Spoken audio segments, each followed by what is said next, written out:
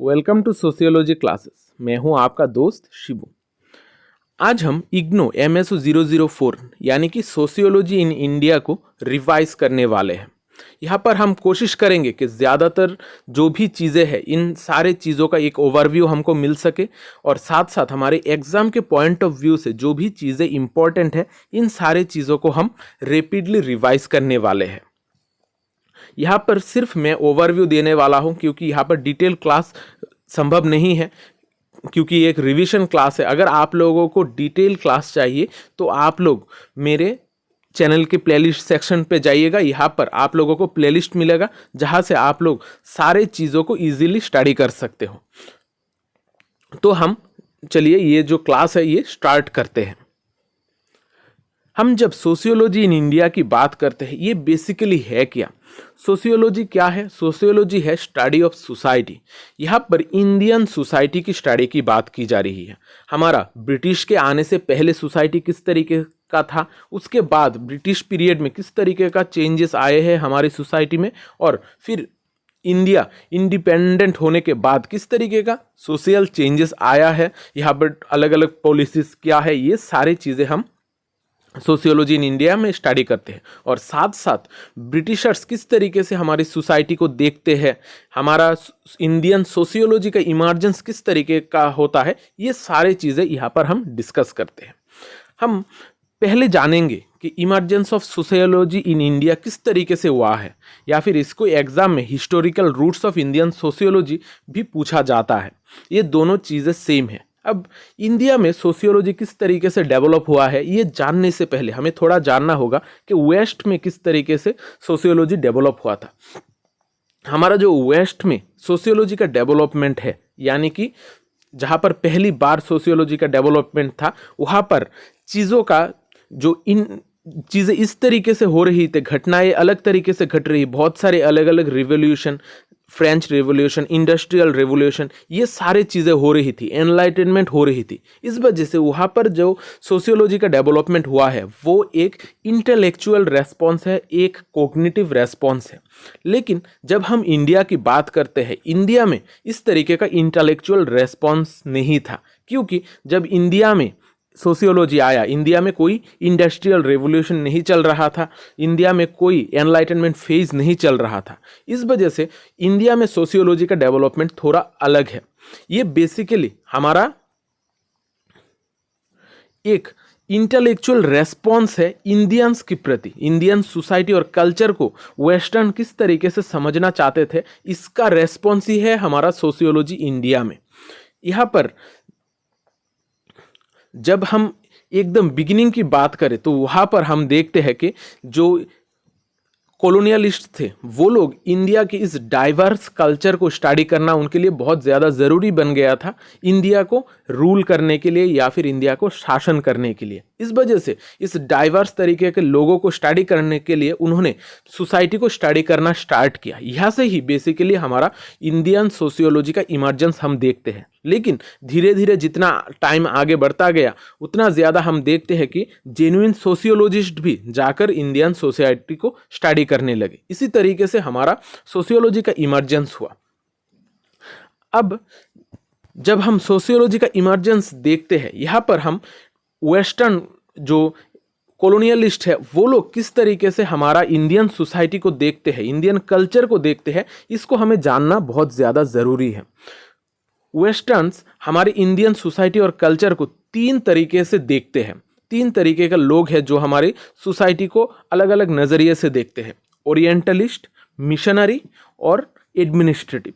Orientalist वो सारे लोग हैं जो इंडिया को बेसिकली विजिट करते थे, घूमने के लिए आते थे, और ये सारे लोग इंडियन टेक्सचुअल व्यू से, यानी कि इंडियन जो टेक्स्ट है जैसे रामायण, महाभारत, मनुस्मृति, ये सारे चीज़ों से बहुत ज़्यादा इन्फ्लुएंस्ड थे। वो लोग बोलते थे कि ये सारे बुक जो है इंडियन सोसाइटी को स्टैटिक, टाइमलेस और स्पेसलेस बनाता है, यानी कि ये एकदम बहुत ही अच्छा एक सोसाइटी है। ये सोसाइटी को ओवर ग्लोरीफाई करते थे इंडियन सोसाइटी को, लेकिन ओरिजिनली इंडियन सोसाइटी ऐसा नहीं था।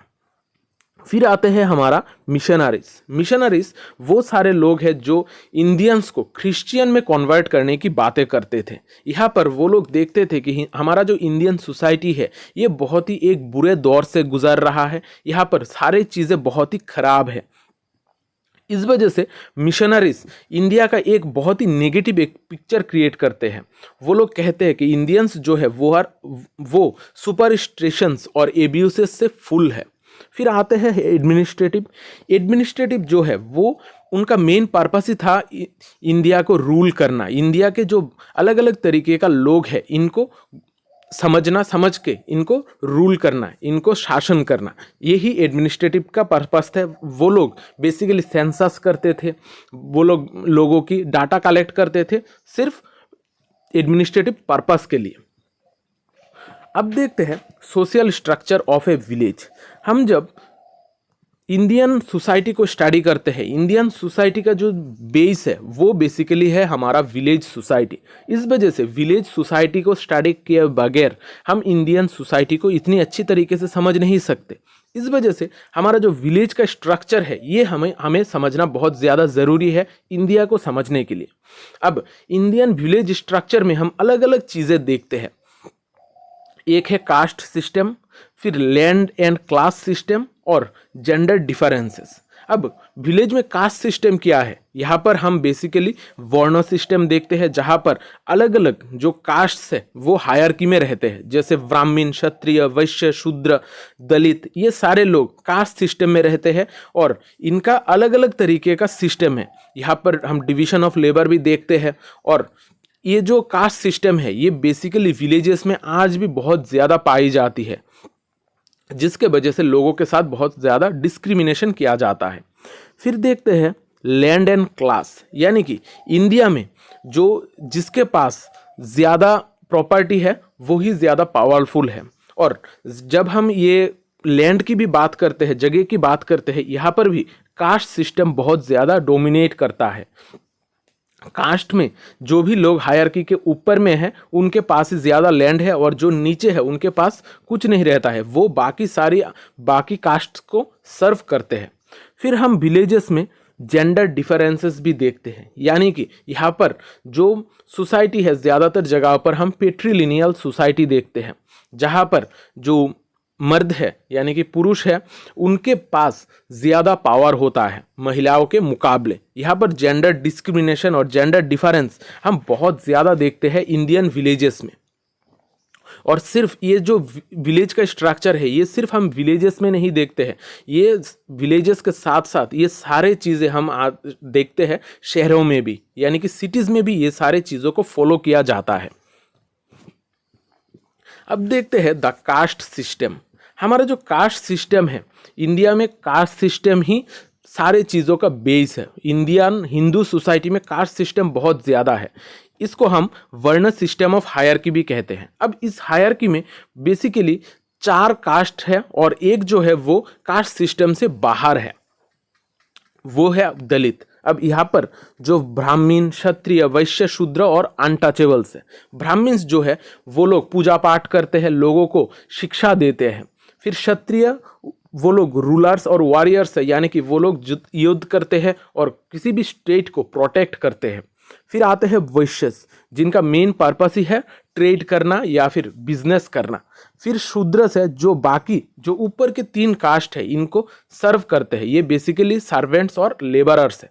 फिर आखिर में आते हैं अनटचेबल, जिनको हम दलित कहते हैं या फिर जिनको गांधी जी ने हरिजन कहा था। अब ये जो अनटचेबल्स है ये इस कास्ट सिस्टम से बाहर है, इनको किसी चीज़ को छूने का हक नहीं है, ये बेसिकली एकदम कास्ट सिस्टम से बाहर है, ये सबसे एक्सक्लूडेड एक ग्रुप है। अब इस चीज़ को थोड़ा और समझने के लिए हमें समझना होगा इंटरप्रिटेशन ऑफ द वर्ण मॉडल बाय कॉलोनियलिस्ट, यानी कि कॉलोनियलिस्ट इंडियन वर्ण मॉडल को किस तरीके से देखते हैं, किस नज़रिए से देखते हैं। अब कॉलोनियलिस्ट जो थे वो लोग इंडिया का जो टेक्स्ट है द लॉ ऑफ मनु, इसको उनका बेस मानते थे, यानी कि इससे वो लोग बहुत ज़्यादा इन्फ्लुएंस थे, जिसको ट्रांसलेट किया था विलियम जोन्स ने 1794 ने।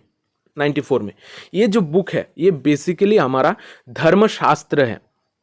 धर्मशास्त्र में सारे कास्ट सिस्टम्स के रिगार्डिंग रूल्स एंड रेगुलेशंस लिखे हुए हैं। यहाँ पर कौन सा वर्ण कितना पावरफुल है, किसको किस तरीके से ट्रीट किया जाएगा, ये सारे चीज़ें द लॉज ऑफ मनु में लिखा हुआ है।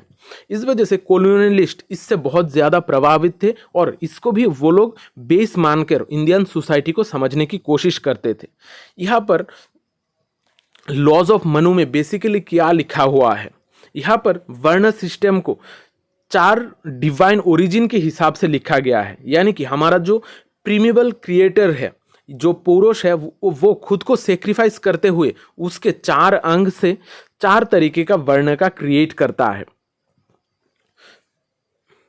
जो ब्राह्मण्स है वो उसके मुंह से तैयार हुआ है, यानी कि माउथ, क्षत्रिय तैयार हुआ है आर्म्स से, वैश्य तैयार हुआ है थाई से, और शूद्र तैयार हुआ है फीट से। यानी कि ये 4 जो है वो प्रीमेबल क्रिएटर से ही तैयार हुआ है, और जो अनटचेबल्स है वो इसका हिस्सा नहीं है। इस वजह से इनको वर्ण सिस्टम से बाहर रखा जाता है, और यही जो बेस है कॉलोनियलिस्ट्स का इंडिया को समझने के लिए। इंडिया का वर्ण सिस्टम को वो लोग इस तरीके से इंटरप्रेट करते हैं।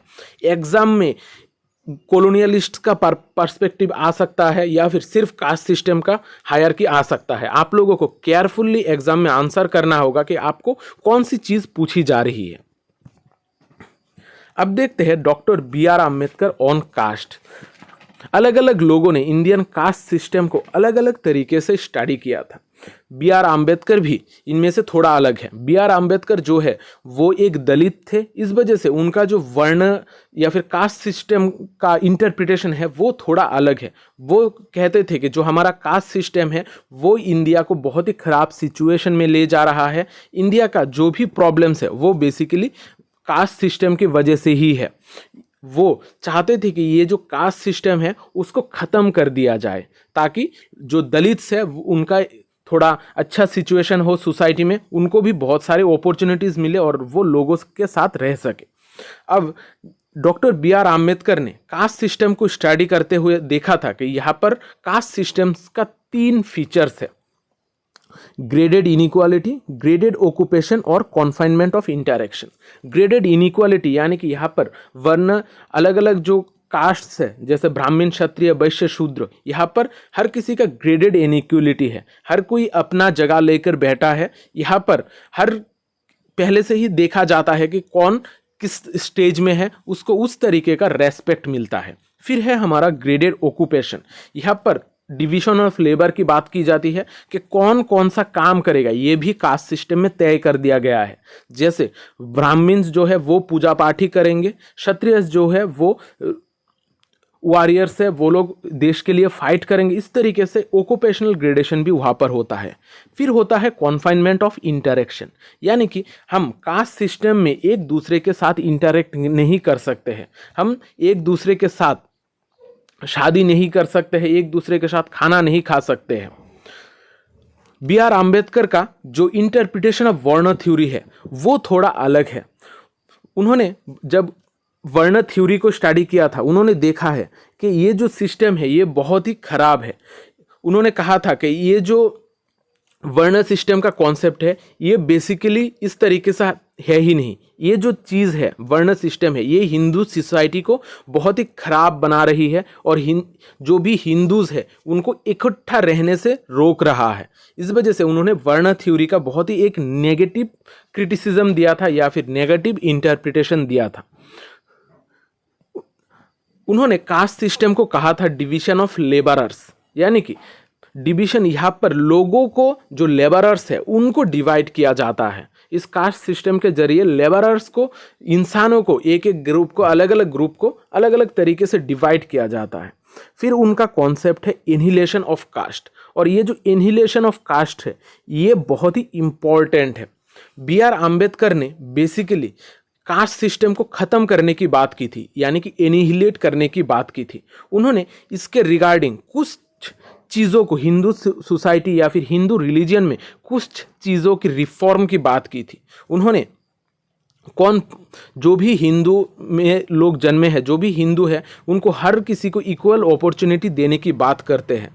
वो कहते थे कि हमारे जो हिंदूज है, जो भी लोग हिंदू में जन्म हुआ है, हर किसी को ब्राह्मण बनने का हक है। ये सारे चीज़ें एग्ज़ाम के ज़रिए होना चाहिए, और वो इसके लिए बहुत सारे चीज़ें भी, रिफॉर्म भी बताए थे। अब देखते हैं राम मनोहर लोहिया ऑन कास्ट। राम मनोहर लोहिया भी एक सोशल रिफॉर्मिस्ट है, जो इंडिया के कास्ट सिस्टम को बहुत ही नेगेटिव नज़रिए से देखते हैं। वो भी चाहते थे कि हमारे कास्ट सिस्टम में बहुत सारे बदलाव आए। उन्होंने देखा था कि जो हमारा कास्ट सिस्टम है वो हमारे अपॉर्चुनिटीज़ को रेस्ट्रिक्ट कर रहा है, यानी कि हमें अपॉर्चुनिटी प्रोवाइड नहीं कर रहा है ये कास्ट सिस्टम। उनका कास्ट सिस्टम को ख़त्म करने का एक प्रेस्क्रिप्शन था, यानी कि उन्होंने एक बात बताई थी जिसके द्वारा हम कास्ट सिस्टम को ख़त्म कर सकते हैं। वो है रोटी एंड बेटी, यानी कि रोटी यानी कि हमें हर किसी के साथ खाना खाना है, और जो बेटी है, बेटी यानी कि हमें हमारी बेटियों को अलग अलग कास्ट में भी शादियां करवानी है, सिर्फ कास्ट को देखकर शादी नहीं करानी है। अगर हम रोटी एंड बेटी ये चीज़, रोटी और बेटी ये चीज़ अगर फॉलो करें हमारी सोसाइटी में, तभी हमारा सोसाइटी में कास्ट सिस्टम ख़त्म हो सकता है। उन्होंने कास्ट सिस्टम को ख़त्म करने के लिए एक कॉन्फ्रेंस किया था। उन्होंने पटना 1961 में एक कास्ट सिस्टम को ख़त्म करने के लिए एंड कास्ट कॉन्फ्रेंस का किया था। वहाँ पर उन्होंने बेसिकली 4 चीज़ों के बारे में बात की थी कि अगर हम ये 4 चीज़ें फॉलो करें तभी हमारा कास्ट ख़त्म हो सकता है। उन्होंने मिक्स्ड डिनर की बात की थी, यानी कि हमें हर किसी को एकजुट होकर खाना खाना है, यानी कि कास्ट को बाहर रखते हुए हम अगर एक साथ खाना खाए तब कास्ट खत्म हो सकता है। हम जब इंटर कास्ट मैरिजेस कराएंगे तब कास्ट खत्म हो सकता है।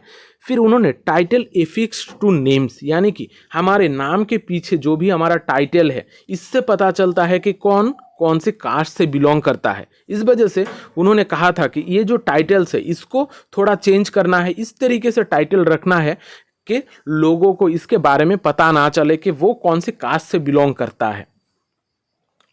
फिर उन्होंने स्पेशल अपॉर्चुनिटीज़ की बात की थी कि अगर हम ये सारे चीज़ें करें और साथ साथ जो भी लोग इतने सालों से ऑप्रेस्ड है, जिनको इतने सालों से शोषण किया गया है, इनको हमें स्पेशल अपॉर्चुनिटीज़ देना चाहिए।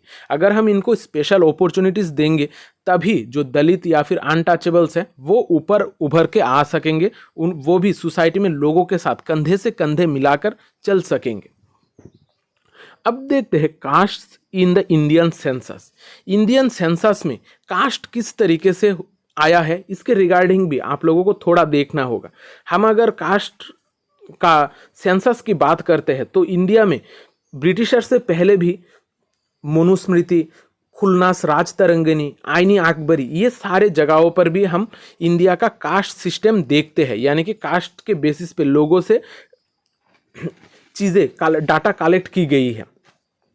और जब हम इंडिया की बात करते हैं, ब्रिटिशर्स जब इंडिया का पहला सेंसस करते हैं उस टाइम पीरियड से ही कास्ट एक की टर्म हो गया था। 1971 से लेकर 1931 तक हम कास्ट सिस्टम से लेकर सारे डाटा कलेक्ट किए जा रहे थे सेंसस में, लेकिन 1931 के बाद 1941 में वार के वजह से ये कास्ट सिस्टम के रिगार्डिंग डाटा कलेक्ट कर देना बंद कर दिया गया था। फिर जब इंडिया इंडिपेंडेंट हुई 1951 में, जब फिर से सेंसस हुआ तो वहाँ पर कास्ट के बेसिस पे डाटा तो कलेक्ट कर दिया गया, लेकिन ये हर किसी के लिए अवेलेबल नहीं था। जो भी सिर्फ बैकवर्ड क्लासेस कमीशन था वही सिर्फ ये डाटा को एक्सेस कर पाता था और आम नागरिक से इनको दूर रखा जाता था। अब देखते हैं Indian family system. Indian family system में हम बेसिकली 2 तरीके का फैमिलीज देखते हैं, nuclear family and joint family. Nuclear family वो फैमिलीज है जिनका सिर्फ मम्मी पापा और बेटा बेटी, यानी कि छोटा सा एक फैमिली होता है, और जॉइंट फैमिली में हम बहुत सारे जेनरेशन्स को एक साथ रहते देखते हैं, और साथ साथ भाई भाइयों का बीबी, ये सारे लोग, बहुत सारे लोग इकट्ठा रहते हैं, वो हो जाते हैं जॉइंट फैमिली। इंडिया में बेसिकली हम जॉइंट फैमिलीज ज़्यादा देखते हैं, और गाँव में जॉइंट फैमिलीज का सिस्टम बहुत ज़्यादा फॉलो किया जाता है, और जिसके वजह से हमारा कास्ट सिस्टम भी कुछ हद तक इसके लिए जिम्मेदार है या फिर कास्ट सिस्टम के वजह से हमारा जॉइंट फैमिली आज भी टिकी हुई है। अब जब हम इंडिया में फैमिलीज की स्टडी करने की बात करते हैं तो हम किस किस नज़रिए से हम इंडियन फैमिली को देख सकते हैं। हम तीन तरीके से इंडियन फैमिली को समझने की कोशिश कर सकते हैं।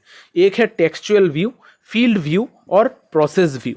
टेक्सचुअल व्यू यानी कि हमारे बुक्स में जो हमारा महाभारत, रामायण, ये सारे बुक्स में, अलग अलग बुक्स में किस तरीके का चीज़ें बताई गई है। हम जब टेक्सचुअल व्यू की बात करते हैं तो वहाँ पर पितृ ऋण का कॉन्सेप्ट बहुत ज़्यादा है, यानी कि एंसेस्ट्रल इंडिपेंडेंस, यानी कि आपका पिता का क्या ऋण है, आपका पिता ने क्या क्या चीज़ें फॉलो की है, इसके ऊपर ज़्यादा फोकस दिया गया है टेक्सचुअल व्यू में। वहाँ पर पिता को सबसे ज़्यादा इंपॉर्टेंस दिया जाता है किसी भी फैमिली में। फिर होता है हमारा the field view. Field view यानी कि हम ओरिजिनली जब किसी भी एक जगह पर जाते हैं वहाँ पर किस तरीके का चीज़ें देखते हैं, वो टेक्सचुअल व्यू से थोड़ा अलग होता है। फिर है हमारा प्रोसेस व्यू। प्रोसेस व्यू में हम देखते हैं कि हमारा जो फैमिली का स्ट्रक्चर है, अलग अलग टाइम पीरियड में हमारा फैमिली का स्ट्रक्चर अलग अलग तरीके से चेंजेस हो रहा है। ये ओवर टाइम बहुत ज़्यादा चेंज हो रहा है। फिर जब हम फैमिली स्ट्रक्चर की बात करते हैं तो दो तरीके का फैमिली स्ट्रक्चर हम इंडिया में देखते हैं, पेट्रीलिनियल फैमिली और मैट्रिलिनियल फैमिली। पेट्रीलिनियल यानी कि यहाँ पर जो मर्द है उनको ज़्यादा इम्पोर्टेंस दिया जाता है, यानी कि जो मैन है उनके लाइन के हिसाब से कि किससे पावर किसके पास जाएगा, प्रॉपर्टी जाएगा, ये सारे चीज़ें डिसाइड होता है और ये मेल लाइन में चलता है। यानी कि ये पेट्रीलिनियल एक सोसाइटी है। और दूसरा सोसाइटी है मैट्रिलिनियल, जो हम खासकर खासी, गारो, फिर साउथ इंडिया में भी कुछ जगह है जहाँ पर हम इस मैट्रिलिनियल फैमिलीज देखते हैं, खासकर नैयर्स। यहाँ पर बेसिकली जो लाइन ऑफ एंसेस्ट्रल चीज़ें हैं, जो भी चीज़ों की एक इंसान से दूसरी इंसान से जाती है, वो फीमेल लाइन में चलती है। यानी कि जो भी पावर है या फिर जो भी प्रॉपर्टी है वो डॉटर से, मदर से डॉटर को जाएगी, फिर उससे और एक नीचे जो फीमेल है उसके पास जाएगा। यहाँ पर मेल लाइन में नहीं चलेगा। अब देखते हैं पर्सपेक्टिव्स ऑन द फैमिली।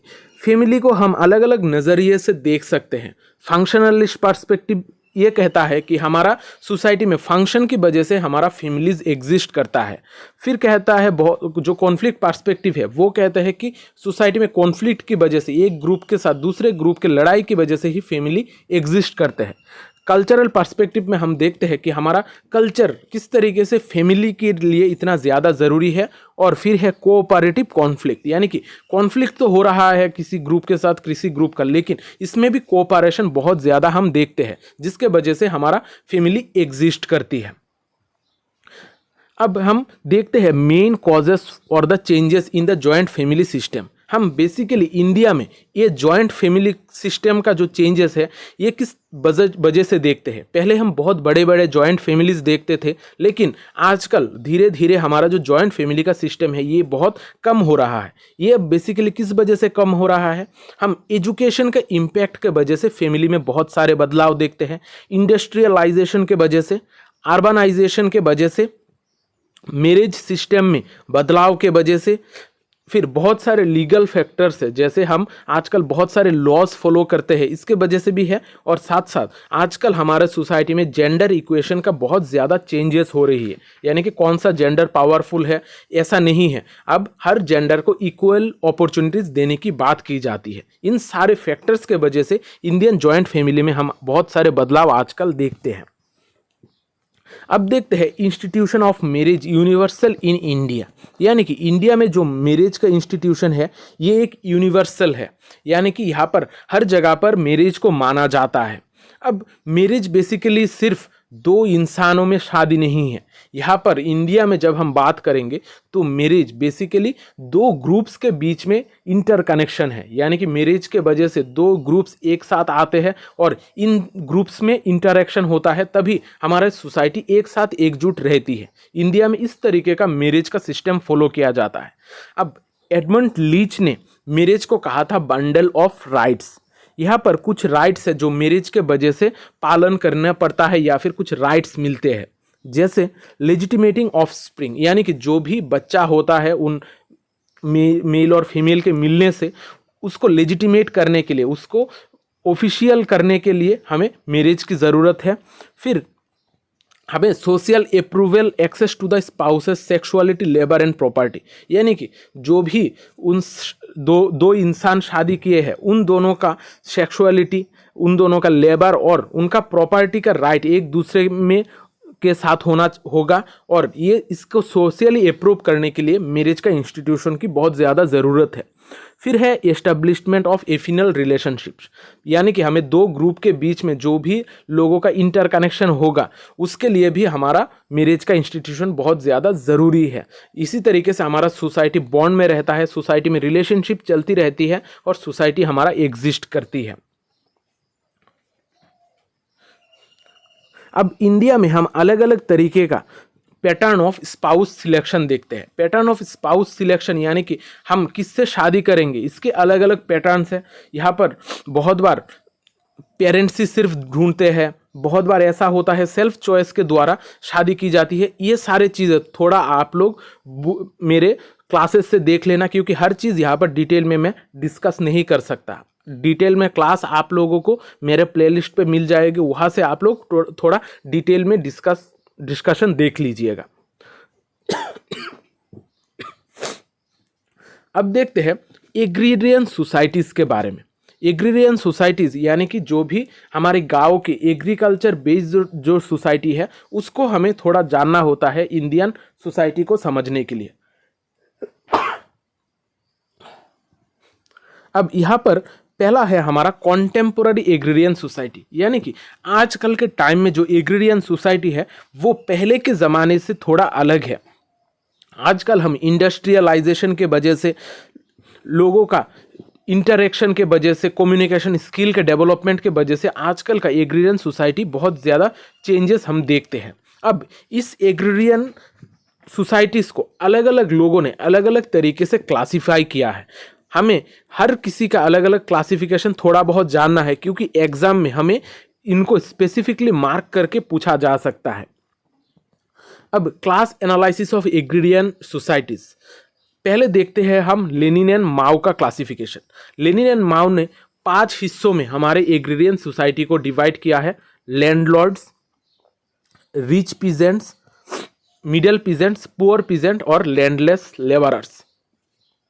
फिर हम देखते हैं जजमानी सिस्टम। इंडिया में जो एग्रीरियन स्ट्रक्चर का मेन बेस है वो है जजमानी सिस्टम। ये स्पेसिफिकली इंडियन सोसाइटी में ही पाया जाता है, इंडिया के अलावा बाकी जगहों में ये इतना ज़्यादा पाया नहीं जाता है। अब जजमानी सिस्टम में बेसिकली होता क्या है? जजमानी सिस्टम में बेसिकली 2 तरीके के लोग होते हैं। एक होते हैं जजमांस, दूसरे होते हैं कामिन्स। जजमांस यानी कि जो ओनर ऑफ लैंड है, यानी कि जिसके पास जमीन है, जिसके पास पैसा है, पावर है, वो होता है जजमांस। और जो कामिन्स है वो है सर्विस प्रोवाइडर, यानी कि जो उस जगह पर काम करके अपना गुजारा करता है। यहाँ पर इन दोनों के बीच में रिलेशन की बात की जाती है जजमानी सिस्टम में। ये जो कामिन्स है वो जजमान के जगह पर काम करते हैं, वहाँ पर फसल उगाते हैं और फसल उगाकर जजमांस को दे देते हैं। फिर जजमांस उससे कुछ हिस्सा जो कामिन्स है, यानी कि जो ने जिन लोगों ने सर्विस प्रोवाइड किया है उनको वापस बैक करके देते हैं उनके गुजारे के लिए। ये स्पेसिफिकली हम इंडिया में देखते हैं। और आजकल ये जो जजमानी सिस्टम है ये धीरे धीरे बहुत कम होने लगा है। ये लगभग आज हम खत्म ही कह सकते हैं। फिर है डेनियल थॉर्नर का क्लासिफिकेशन। डेनियल थॉर्नर ने 3 हिस्सों में हमारी एग्रीरियन सोसाइटी को डिवाइड किया था। डेनियल थॉर्नर का जो स्ट्रक्चर है ये बहुत ही इंपॉर्टेंट है एग्जाम के लिए।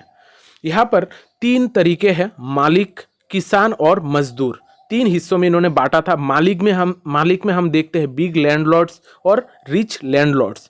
फिर किसान में देखते हैं स्मॉल लैंड ओनर्स और सब्सटेंशियल टेनेंट्स। टेनेंट्स यानी कि जो भाड़ा लेकर चीज़ों को करते हैं, यानी कि जो उधार लेकर कि आप हमको जगह दो, हम यहाँ पर फसल फला के आपको एक हिस्सा देंगे और हम एक हिस्सा रखेंगे। इस तरीके के लोगों को कहा जाता है सब्सटेंशियल टेनेंट्स। फिर होते हैं मजदूर, जो सिर्फ जाकर वहाँ पर काम करते हैं, काम के बदले में पैसे लेते हैं। अब एंथनी गिडन ने भी एग्रीडियन क्लास स्ट्रक्चर का 3 क्लासिफिकेशन दिया है। एक है अपर क्लास, मिडिल क्लास और लोअर, या फिर जिसको हम वर्किंग क्लास कहते हैं। अब हम बातें करते हैं growth of working class in India.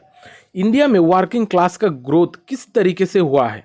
हम अगर इंडिया में वर्किंग क्लास की बात करें तो अलग अलग टाइम पीरियड में इंडिया का वर्किंग क्लास का सिनेरियो अलग था। हम बेसिकली इसको 3 हिस्से में बांट सकते हैं: the formative period, emergence of working class और and consolidation of the working class.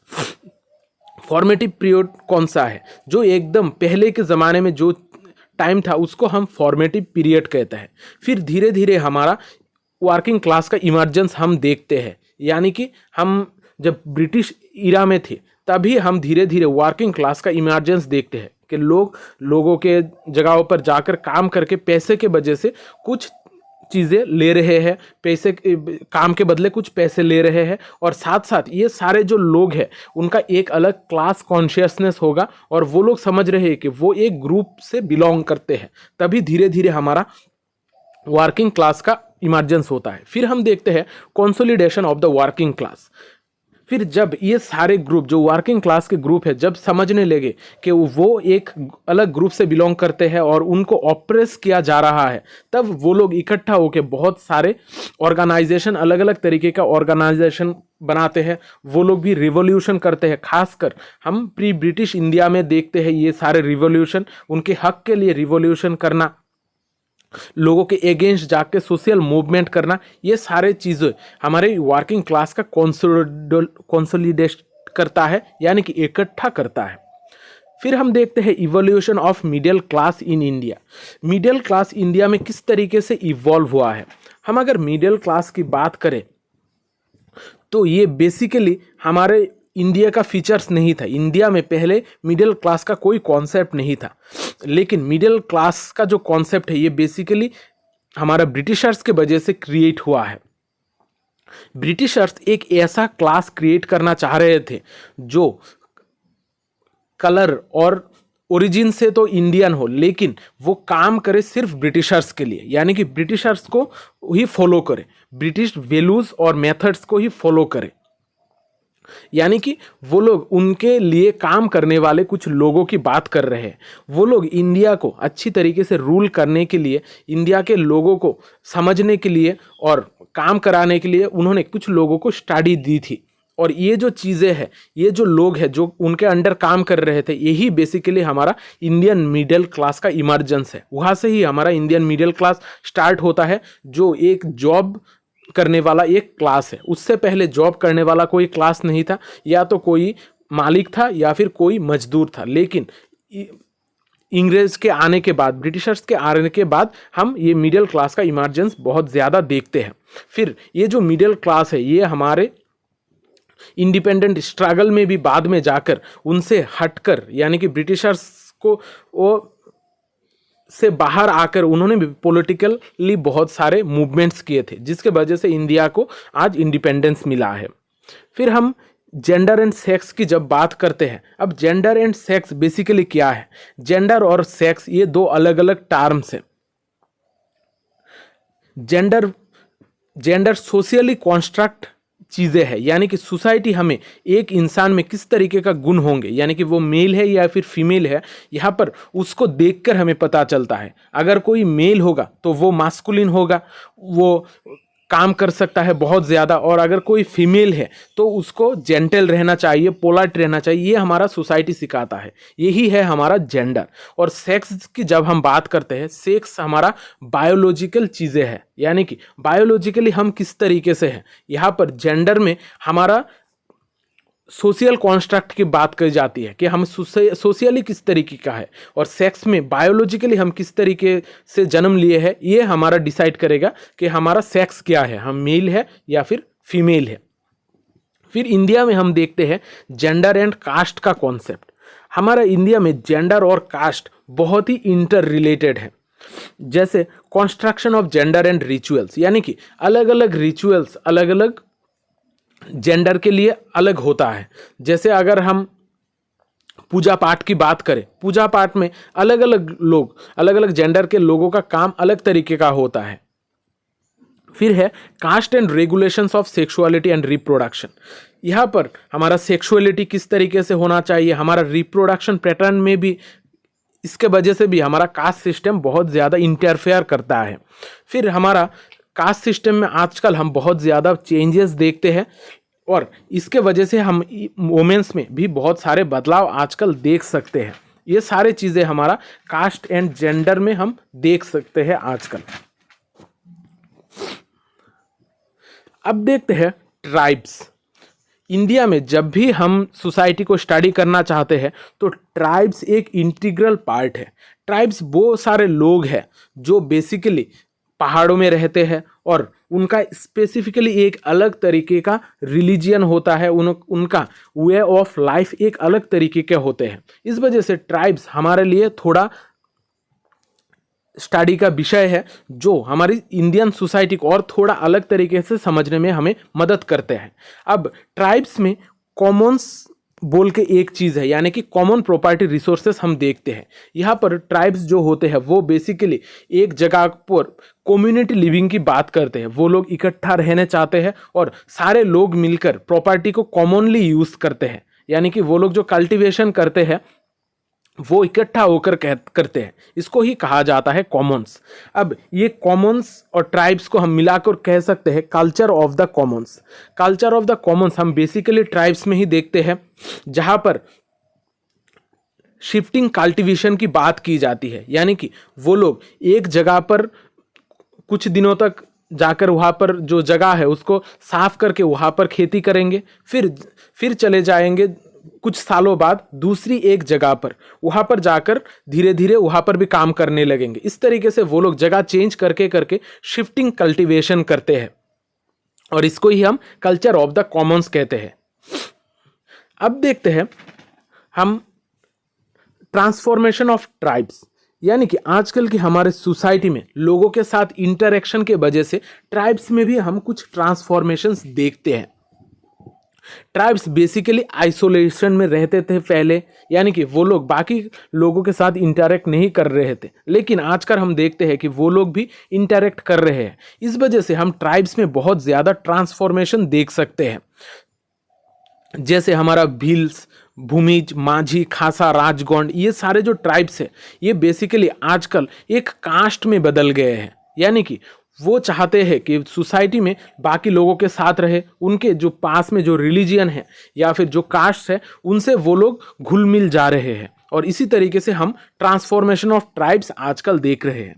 अब ट्रांसफॉर्मेशन ऑफ ट्राइब्स के रिलेटेड दो इंपॉर्टेंट टर्म्स है, एक है संस्कृताइजेशन, फिर है हिंदुआइजेशन। संस्कृताइजेशन बेसिकली कॉन्सेप्ट दिया है एम.एन. श्रीनिवास ने।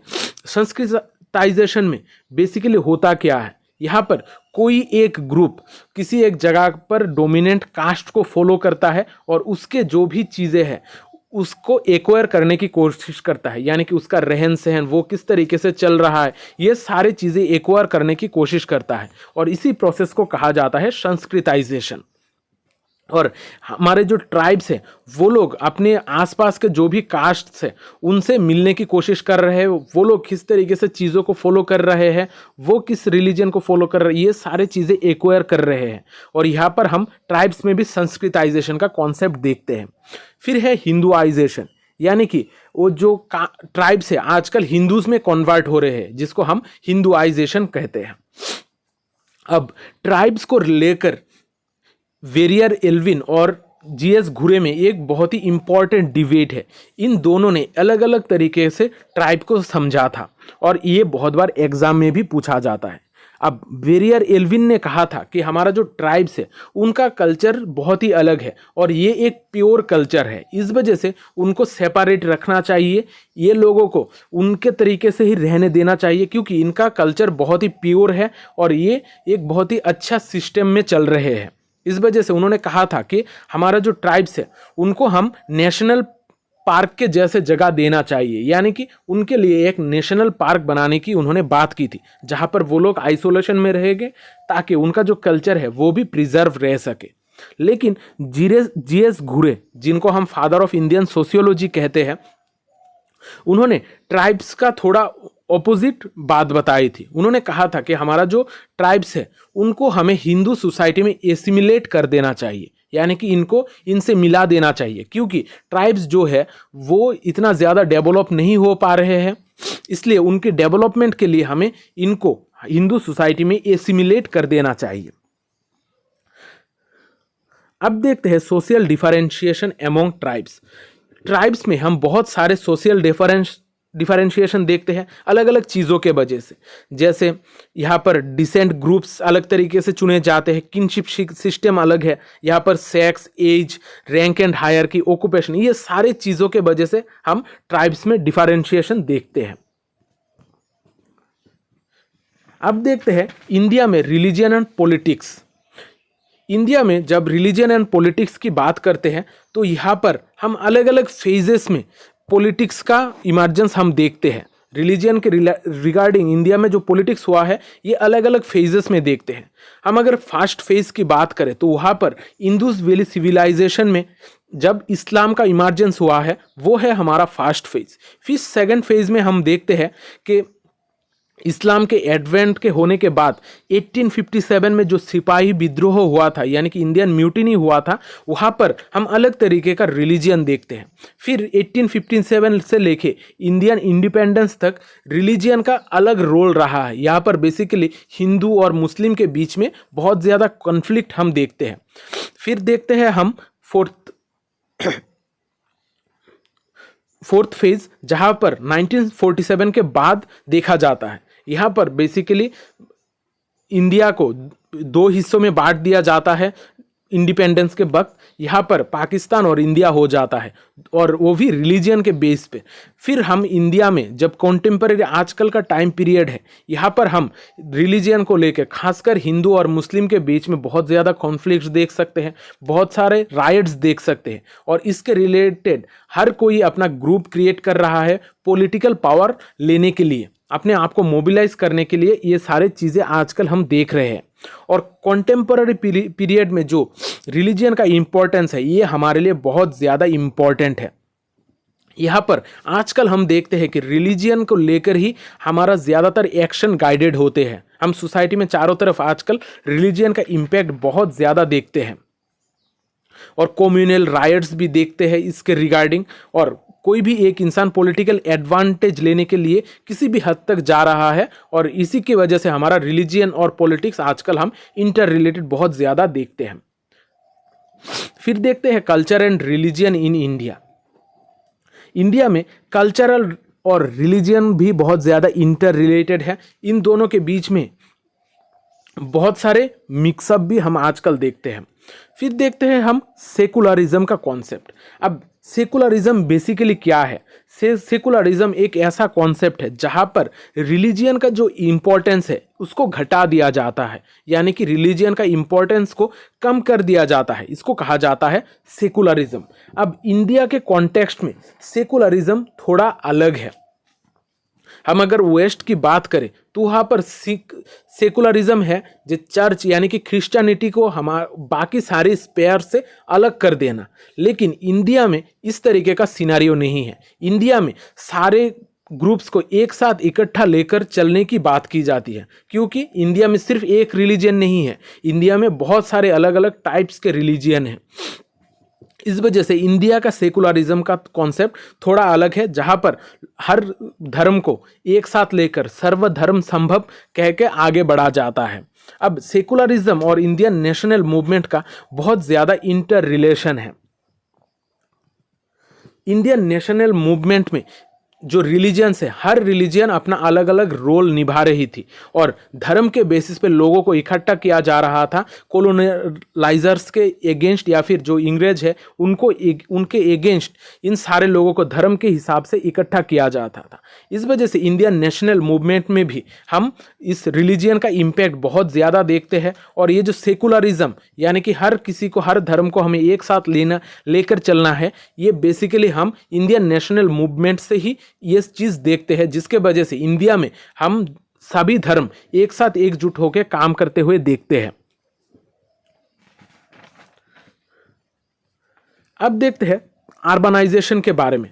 अर्बनाइजेशन को हम सोशियोलॉजी ऑफ डेवलपमेंट में स्टडी करते हैं, इसके अलावा यहाँ पर भी है। अब अर्बनाइजेशन क्या है? अर्बनाइजेशन बेसिकली शहर का ग्रोथ के बारे में बात करता है, यानी कि सिटीज़ में जो एग्रीकल्चरल परस्यूट है, एग्रीकल्चर ऑक्यूपेशन है, वो कम करके बाकी इंडस्ट्रियल जो जॉब्स है उनको ज़्यादा बनाने को ही हमारा इंडस्ट्रियलाइजेशन कहा जाता है।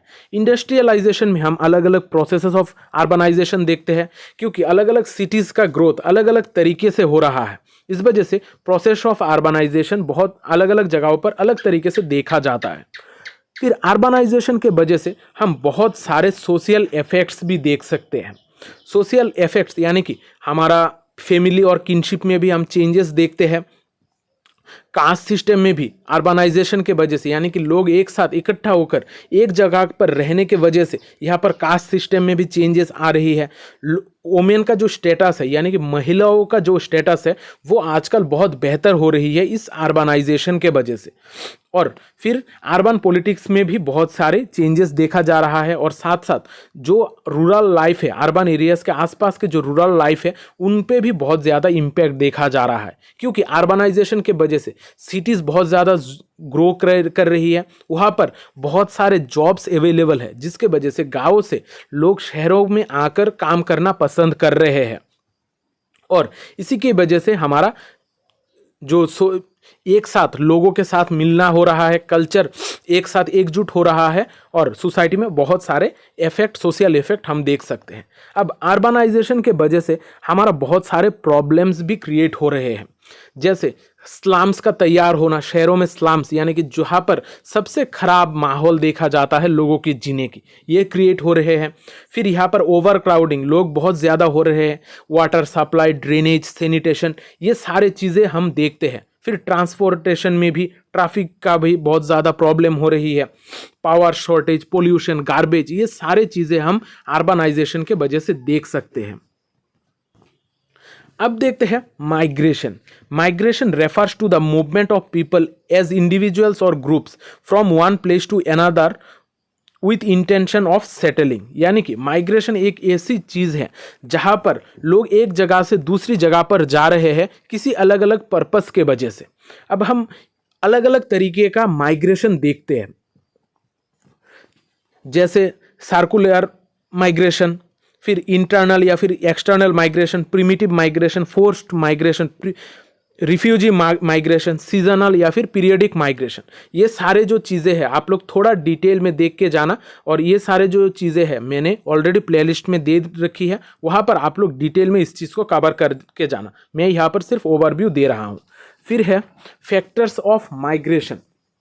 माइग्रेशन के हम अलग अलग कारण देख सकते हैं। इसमें से हम इकोनॉमिक फैक्टर, यानी कि पैसों के वजह से लोग बहुत ज़्यादा आजकल माइग्रेट कर रहे हैं। गांव से शहरों तक लोग माइग्रेट कर रहे हैं पैसों के वजह से। फिर देखते हैं हम सोशल फैक्टर। बहुत बार सोशल फैक्टर के वजह से भी हम चेंज कर रहे हैं, हमारा माइग्रेशन कर रहे हैं। फिर है हमारा डेमोग्राफिक फैक्टर, और फिर है माइग्रेटरी सिलेक्शन। माइग्रेटरी सिलेक्शन यानी कि किसी एक ग्रुप को सिलेक्ट करते हुए एक जगह से दूसरी जगह ले जाया जाता है। इसके वजह से भी हम माइग्रेशन देख सकते हैं। खासकर एजुकेशन के वजह से, जॉब्स के वजह से हम ज़्यादातर माइग्रेशन देखते हैं। अब इस माइग्रेशन का इम्पैक्ट क्या है? माइग्रेशन के वजह से हमारा जो गांव है, गांव में ज़्यादातर जो मर्द है या फिर जिसको हम मेल कहते हैं, वो लोग ज़्यादातर माइग्रेट कर रहे हैं शहरों की तरफ, जॉब्स के लिए या फिर एजुकेशन के लिए वो लोग शहर की तरफ आ रहे हैं। इस वजह से गांव का जो डेवलपमेंट है ये हम आजकल थोड़ा कम देख रहे हैं। वहाँ पर जो इंटेलेक्चुअल लोग हैं वो भी थोड़ा कम हो रहे हैं, क्योंकि वो ज़्यादातर शहर में रहना ही पसंद कर रहे हैं। फिर देखते हैं हम इंडस्ट्रियलाइजेशन का इम्पैक्ट इंडिया में। इंडस्ट्रियलाइजेशन के वजह से इंडिया में बहुत सारे बदलाव आए हैं, यानी कि इंडस्ट्रियलाइजेशन यानी कि इंडस्ट्रीज़ का बहुत ज़्यादा ग्रो करना। इसके वजह से भी हम इंडिया में बहुत सारे चेंजेस देखते हैं।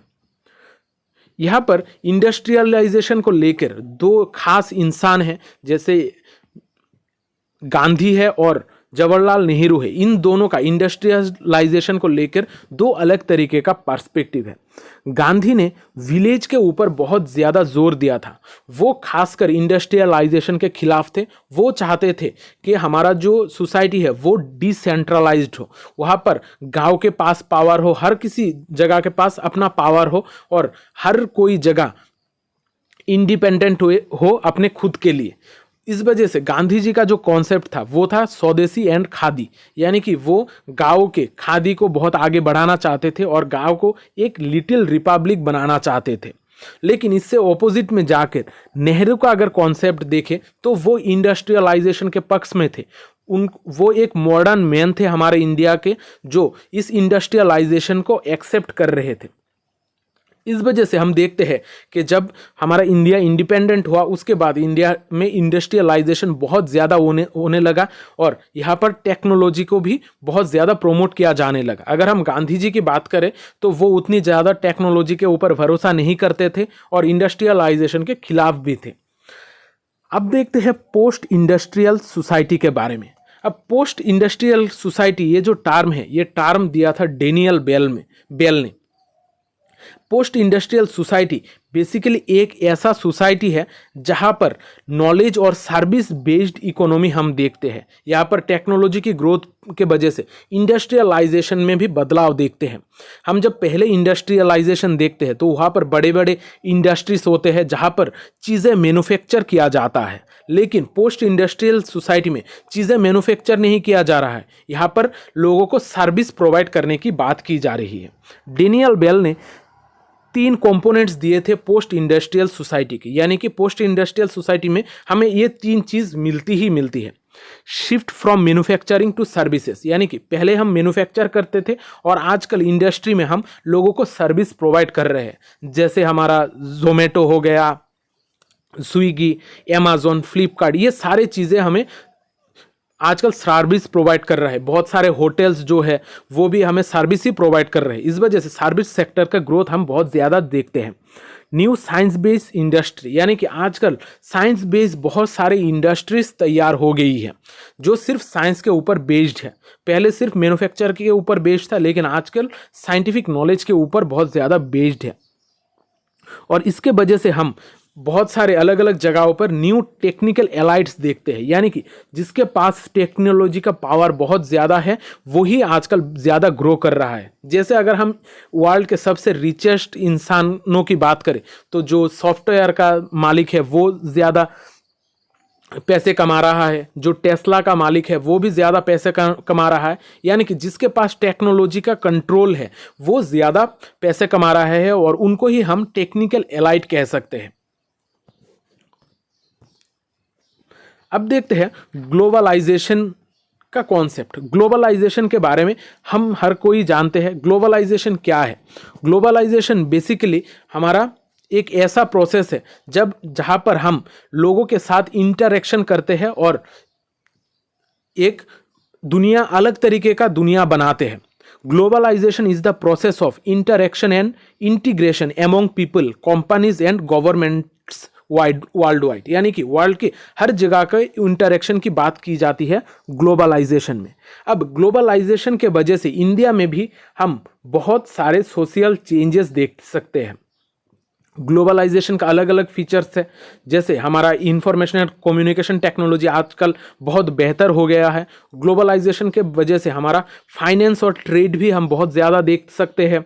यहाँ पर माइग्रेशन, मल्टीकल्चरलिज्म, एथिक आइडेंटिटीज़, ये सारे चीज़ें भी हमारा ग्लोबलाइजेशन के वजह से बहुत ज़्यादा बढ़ रहा है और ग्लोबलाइजेशन के वजह से इंडिया में हम सोशल चेंजेस बहुत ज़्यादा देख रहे हैं। हमारा जो सोसाइटी है उसमें बदलाव आ रहे हैं, रिलीजियन में भी बदलाव आ रहे हैं और साथ साथ लोगों का जो थॉट प्रोसेस है, माइंडसेट में चेंज आ रही है। हम आजकल मोबाइल में ही देख सकते हैं कि दुनिया में अलग अलग जगहों पर क्या हो रहा है, लोग किस तरीके का कल्चर फॉलो कर रहे हैं। इस वजह से इंडिया में भी हम देख सकते हैं कि लोग अब वेस्टर्न कल्चर्स बहुत ज़्यादा फॉलो करने लगे हैं। ये सारे चीज़ें किस वजह से हुई है? ये सारे चीज़ें ग्लोबलाइजेशन के वजह से हो रही है। अब देखते हैं सोशल मूवमेंट्स के बारे में। सोशल मूवमेंट्स क्या है यहाँ पर बेसिकली ऑर्गेनाइज्ड कलेक्टिव एफर्ट की बात की जाती है किसी भी चीज़ के लिए। यहाँ पर किसी भी बिलीफ पैटर्न या फिर एटीट्यूड को चेंज करने के लिए, सोसाइटी में बदलाव लाने के लिए लोग सोशल मूवमेंट्स करते हैं। अब हम सोसाइटी में अलग अलग तरीके का सोशल मूवमेंट का ओरिजिन देखते हैं। यहाँ पर अलग अलग थ्योरीज है जो हमारे सोशल मूवमेंट को डिफाइन करते हैं, जैसे theory of mass society, theory of status inconsistency, theory of structural strain, theory of relative deprivation. ये सारे थ्योरीज अलग अलग है जो हमारे सोशल मूवमेंट्स के अलग अलग ओरिजिन के बारे में बात करते हैं। अब हम देखते हैं components of social movement. Components of social movement में हम बेसिकली दो तरीके का कंपोनेंट्स देखते हैं। एक है हमारा कन्वेंशनल कंपोनेंट्स और दूसरा है हमारा न्यू कंपोनेंट्स। कन्वेंशनल कंपोनेंट्स में हम देखते हैं आइडियोलॉजी, मोबिलाइजेशन, ऑर्गेनाइजेशन और लीडरशिप। और न्यू मूवमेंट्स में हम अलग अलग नए तरीके का आइडियाज देखते हैं, कलेक्टिव आइडेंटिटीज देखते हैं और रिसोर्सेज देखते हैं। फिर देखते हैं हम ट्रांसफॉर्मेशन ऑफ सोशल मूवमेंट्स, यानी कि हमारा जो सोशल मूवमेंट है ये अलग अलग तरीके से ट्रांसफॉर्म हो सकता है।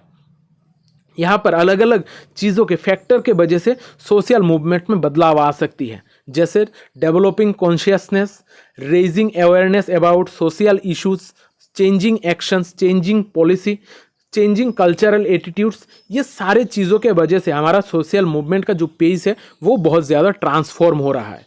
फिर है old and new types of social movements.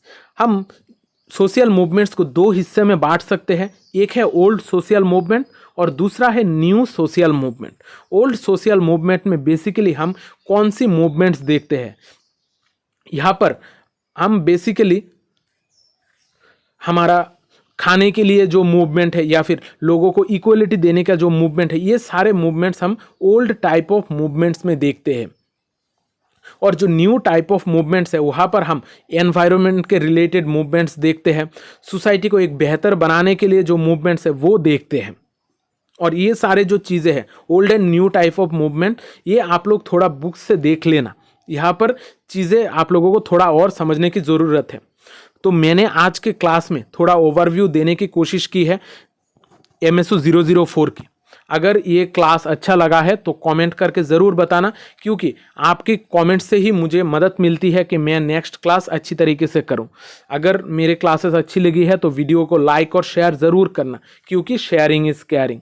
तो मिलते हैं अगली क्लास में, तब तक अच्छे रहिए, स्वस्थ रहिए और लोगों में प्यार बांटते रहिए। जय हिंद।